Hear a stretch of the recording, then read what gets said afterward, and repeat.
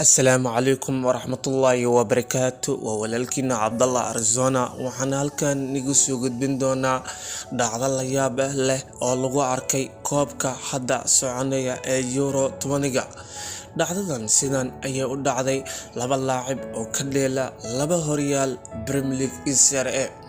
labada laacib mid wuxuu ka dheelaa qadka dhexe midna wuxuu ka dheelaa weeraryahan. labada laacib aan ku hormaro midka weeraryahanka ka dheela horyaalka Serie A ee marwada duqda waa CR7 ayaa wuxuu sameeyay laba xabo Coca-Cola ayaa saarneyd miiska wada hadalka. labada xabo Coca-Cola ayuu dhinac iska bixiyay wuxuuna kor u qaaday sharaabka ee watarka biyaha. kadib waxaa dhacday in shirkadda Coca-Cola ee hoos u dhacday.